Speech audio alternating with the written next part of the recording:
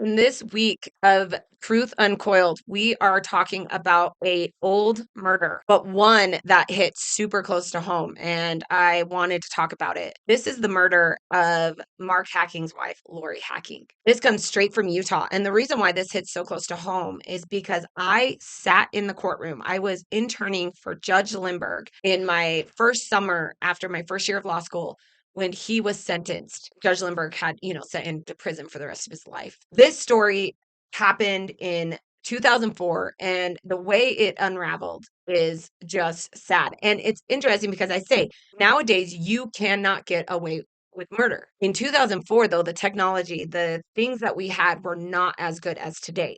Mark Hacking did not get away with murder, but if he was to do it here in 2024, he would not get away with murder. It first started with Lori Hacking just disappearing, but the disappearance was only the beginning of the story.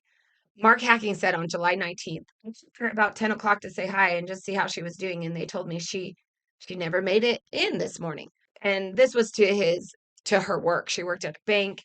And, Mark said that he called in and they were like, oh, yeah, she didn't show up today. So he was like, oh, no, what happened? And according to Mark, she never made it into work after her morning jog. Her car was found around Memory Grove, which was a park up near the Capitol in downtown Salt Lake. Now, after this, investigators and family launched a huge search, obviously. Her mom, pleaded, if someone has her, please, please bring her back. It was very soon after that the police shifted their attention to Mark Hacking after they found he lied about his education. So this was just one of the shocking. Lori was quitting her job and they had thrown a going away party for her because they were moving across the country for Mark Hacking to go to medical school. And it wasn't until after this that we found out that he wasn't accepted into medical school. And that just was crazy. It was shortly after, too, that Mark Hacking was admitted to a psychiatric ward because he was found downtown naked and he was having a psychotic break and they took him up to the psychic. Now, he allegedly confessed to Lori's murder to his brothers. And Lance Hacking and Mark's brother said, we clarified and made sure he knew that Scott and I acted out of love, and I think that was apparent to him and that he understood that. The police believe that Mark shot Lori while she slept and then placed her body in a dumpster. And authorities had to search the landfill, and it took almost 2 months to find her remains. They found it on October 1st, 2004. And, obviously they were grateful that they found her for her family and that they're, hopefully going to be able to get some closure from this. She was buried on October 9th, and then Mark Hacking was formally charged with her murder on October 29th. Interesting enough, December 5th, Lori's mother, Thelma, had the name Hacking completely removed from Lori's gravestone. And her mom had said that, she believed that one day she will see her daughter again. It was crazy because Lori was also 5 weeks pregnant when she vanished, which is just another heartbreaking. They were planning on moving to North Carolina, like I said, because he was about to start medical school at the University of North Carolina at Chapel Hill. But he had never even received his undergraduate degree from the University of Utah, like he had said. And the medical school had no record that he had ever applied. I think the reason why and his motivation to actually end up killing her was that she found out about his lies, and once a lie, another lie, and another lie. And he was so deep down into his lies. And of course, she's moving across the country for this. I mean, the fact that he felt like he could keep this lie going, I think that's probably where a crack happened. She found out about it and then he didn't know what to do. And so he ended up, killing her while she was asleep. They found lots of blood in several places in her apartment, and including on a knife found in the bedroom. But interesting enough, even though they believe that Mark confessed to his brothers, he pleaded not guilty to first degree murder. Even though his brother pleaded to please just plead guilty, he had already confessed to them. And basically, he was like, save your family the grief and cost and just plead guilty. Finally, on April 15th, 2005, Hacking pleaded guilty to first degree murder in exchange for prosecutors dropping other charges. On June 2005, this was the hearing that I was a part of.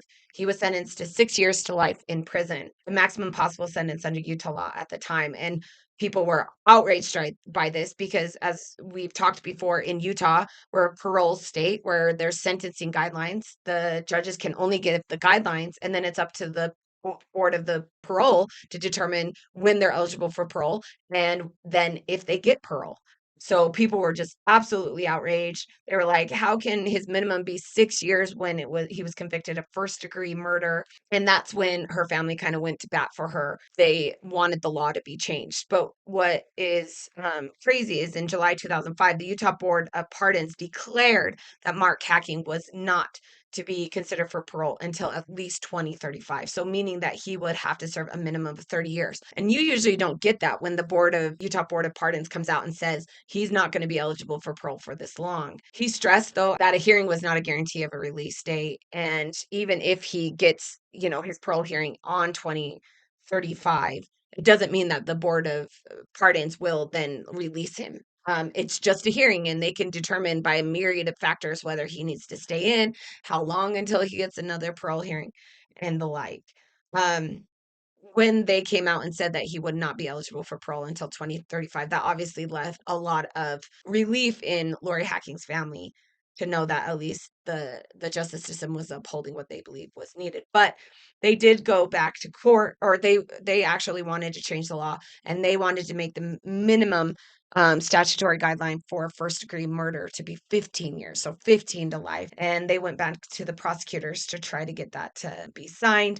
This was called Lori's Law, and it was eventually signed into law. So it stipulates that people convicted of first degree murder in Utah must serve at least 15 years before they can be considered for parole. And that's where Mark Hacking is today. He is currently in the Utah Department of Corrections, and it's in Gunnison, Utah. In Utah, there's two different prisons, one in Salt Lake County, and then the other one is in Gunnison, Utah, and that is where he is serving, hopefully for a very, very long time. If divorce is an option, it's okay. Like, you don't need to murder your wife because she wants to leave you because you're a lying little liar.